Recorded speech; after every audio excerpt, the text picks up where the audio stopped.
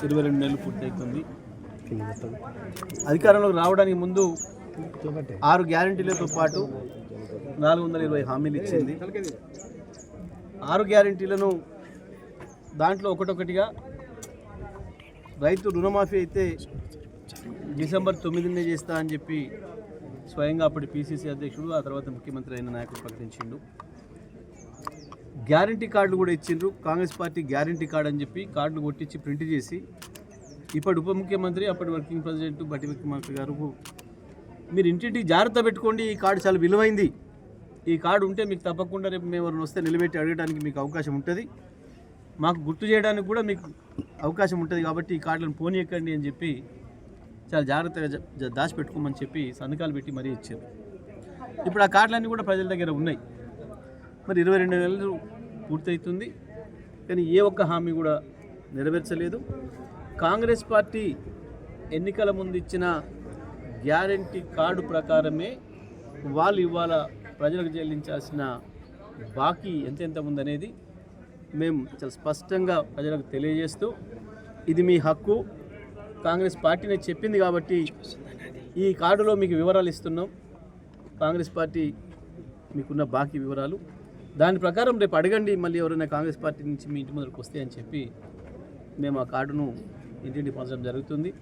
ఇవాళ రైతులకు సంబంధించి రుణమాఫీకి సంబంధించి దాదాపుగా 50,000 కోట్ల రూపాయల రుణమాఫీ చేయాల్సిన కాంగ్రెస్ పార్టీ ప్రభుత్వం కేవలం 20,000 చేసామని చెప్పారు, కానీ వాస్తవానికి దాంట్లో రియలైజ్ అయింది 17,000 కోట్లే అని చెప్పి ఇవాళ ఆర్థిక శాఖ స్పష్టంగా ప్రకటించింది.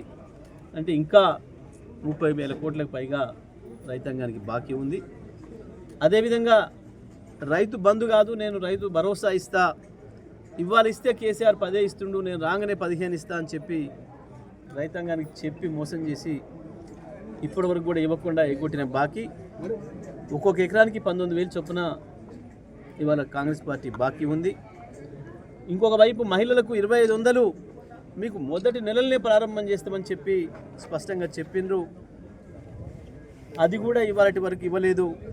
దాని ప్రకారం ఒక్కొక్క మహిళకి ఇవాళ 55,000 రూపాయలు బాకీ పడ్డది కాంగ్రెస్ పార్టీ. అదేవిధంగా వృద్ధులకు ఇచ్చే పెన్షన్ కూడా 2,000 4,000 చేస్తామని చెప్పారు. ఒక వృద్ధులకే కాదు, మొత్తం ఆసరా పెన్షన్లు వితంతువులకు ఇచ్చేవి కావచ్చు, ఒంటరి మహిళలకు ఇచ్చేవి కావచ్చు, ఇతర అనేక రంగాల్లో ఇస్తున్న పెన్షన్లన్నీ కూడా 2,000 4,000 చేస్తామని చెప్పినారు. దాని ప్రకారం చూస్తే కూడా ఇవాళ ప్రతి ఒక్కరికి కూడా ఆసరా పెన్షన్దారికి 44,000 రూపాయల బాకీ ఉంది కాంగ్రెస్ పార్టీ ప్రభుత్వం. అదేవిధంగా ఒక్క ఇంట్లో ఇద్దరు కూడా ఇస్తామని చెప్పినారు, మరి అటువంటి వాళ్ళకైతే ఇంకెక్కువ బాకీ ఉంది, 88,000 బాకీ ఉంది. వికలాంగులకు కూడా 6,000 రూపాయలు ఇస్తామని చెప్పినారు, వాళ్ళు వికలాంగులకు కూడా ఒకరొకరికి 44,000 రూపాయల బాకీ ఉంది కాంగ్రెస్ పార్టీ ప్రభుత్వం. మరొక వైపు ఆటో కార్మికులకు సంవత్సరానికి 12,000 రూపాయలు ఇస్తామని చెప్పినారు, వాళ్ళకు కూడా 22,000 రూపాయల బాకీ ఉంది. మరొక వైపు గ్రామీణ ఉపాధి హామీ కార్మికులకు, వ్యవసాయ కూలీలకు కూడా సంవత్సరానికి 12,000 ఇస్తామని చెప్పినారు, దాని ప్రకారం కూడా 22,000 రూపాయలు బాకీ ఉంది. మరొక వైపు యువతకు 2 లక్షల ఉద్యోగాలు ఇస్తామని చెప్పారు, ఇప్పటికీ 5,000 ఉద్యోగాలు కూడా ఇవ్వలేదు. కాంగ్రెస్ పార్టీ ప్రభుత్వం వచ్చిన తర్వాత నోటిఫికేషన్ అనేది ఇచ్చిన ఒక్క గ్రూప్ 1లో కూడా మొత్తం పైరవీలు చేసి ఒక్కొక్క పోస్టుకు 3 కోట్ల రూపాయలు తీసుకొని ఆంధ్రలోకి కట్టబెట్టిండ్రు. ఇంకొక వైపు ఆ రకంగా కూడా నిరుద్యోగ భృతి కూడా ఇస్తాం అప్పటివరకు అని చెప్పి నిరుద్యోగులు కూడా మోసం చేసిండ్రు. ఇంకొక వైపు విద్యార్థులకు 5 లక్షల రూపాయల భరోసా ఇస్తాం, కార్డు ఇస్తామని చెప్పి విద్యార్థులను మోసం చేసిండ్రు. అమ్మాయిలను ఇంటర్మీడియట్ పైన ఉన్న అమ్మాయిలు 18 సంవత్సరాలు నిండిన అమ్మాయిలందరికీ కూడా కళాశాలలో చదువుతున్న అమ్మాయిలకు, ఆడపిల్లలకు స్కూటీలు కొనిస్తామని చెప్పి వాళ్ళని కూడా మోసం చేసిండ్రు. ఇవన్నీ హామీలు కాంగ్రెస్ పార్టీ ఇక్కడి నాయకులు చెప్పడమే కాకుండా స్వయంగా వాళ్ళ అధినాయకుడు, వాళ్ళ అధ్యక్షుడు ఖార్గే గారు కావచ్చు, వాళ్ళ ఇంకా పెద్ద నాయకుడు రాహుల్ గాంధీ గారు కావచ్చు, వాళ్ళ చెల్లె ప్రియాంకమ్మ కావచ్చు, అమ్మ సోనియమ్మ కావచ్చు, అందరూ కూడా వచ్చి చెప్పిపోయినరు మా కాంగ్రెస్ పార్టీ రాష్ట్ర పార్టీ ఇచ్చిన హామీలన్నీ కూడా నెరవేరుస్తామని. రాహుల్ గాంధీ గారు ఒక అడుగు ముందేసి మొదటి క్యాబినెట్లోనే తీర్మానం చేసి మొదటి అసెంబ్లీలోనే దీనికి కానూన్ చేస్తాం, గ్యారంటీ చేస్తాం, మొత్తం మీకు ఇచ్చేటట్టు చట్టబద్ధత చేస్తామని కూడా వారు చెప్పిపోయినారు. కానీ ఇప్పటి వరకు ఒక్క హామీ నెరవేర్చలేదు. మరొక వైపు ఉద్యోగస్తులకు కూడా అనేక రకాల హామీలు ఇచ్చి వాళ్ళని కూడా మోసం చేసిండ్రు. కేవలం ప్రభుత్వ ఉద్యోగుల్ని కాదు, అవుట్సోర్సింగ్ ఉద్యోగుల్ని కూడా దారుణంగా మోసం చేసిండ్రు. ఇవాళ అంగన్వాడీ టీచర్లు కావచ్చు, ఆశా వర్కర్లు కావచ్చు, అంగన్వాడీ వర్కర్లు కావచ్చు, ఆయాలు కావచ్చు, పోయి అడిగితే దెబ్బలు కొట్టే పరిస్థితి ఉంది. ఇంట్లో నుంచి వెళ్ళకముందే అరెస్టులు చేసే పరిస్థితి ఉంది దారుణంగా. ఇవాళ కేవలం ఏ ఒక్క శాఖతో పనిచేయించడం లేదు, చేస్తున్నది ఒకే ఒక్క శాఖ, కమిషన్లు ఇచ్చే శాఖ ఒక్కటే పనిచేస్తూ ఉంది. ముఖ్యమంత్రి మంత్రులు పోటీపడి కమిషన్లు తీసుకునే పనిలో ఉన్నారు, డబ్బులు సంపాదించే పనిలో ఉన్నారు. ఎవరైనా ఎదురు తిరిగితే పోలీస్ శాఖ మాత్రం ఇప్పుడు సిద్ధంగా ఉంది. ఎవడైనా చోటమోట కాంగ్రెస్ నాయకుడు ఫోన్ చేసి చెప్పంగానే వెంటనే పోయి అరెస్ట్ చేసి పట్టుకోవచ్చు లోపడేయడానికి. ఎవరైనా మా బాధ ఇది, మాకు యూరియా దొరుకుతలేదు అని చెప్పి ఎవరైనా సోషల్ మీడియాలో పోస్ట్ పెడితే వాళ్ళని పట్టుకుపోయి కొట్టుడు, వాళ్ళని పట్టుకుపోయి ఇబ్బందులు పెట్టుడు.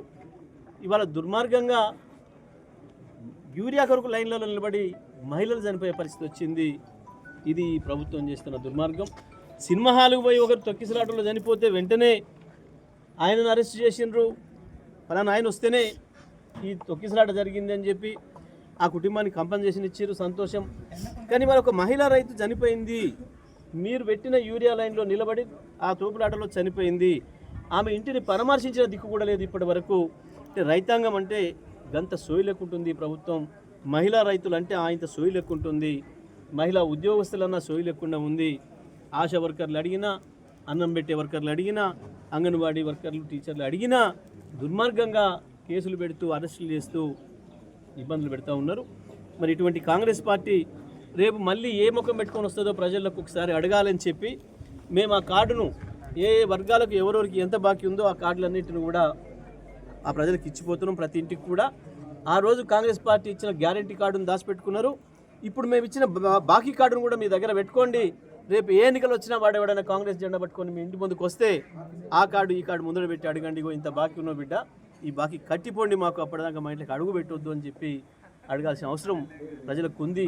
దానికి చైతన్యం చేయాల్సిన బాధ్యత ప్రతిపక్షంగా మా పైన ఉంది. కాబట్టి మేము ఇవాళ ఈ బాకీ కార్డును ఈరోజు ఈ సూర్యాపేట నియోజకవర్గంలో ఉర్లుగొండ గ్రామంలో ఈరోజు మేము ప్రారంభం చేసి ఇంటింటి కార్డులు ఇవ్వడం జరిగింది.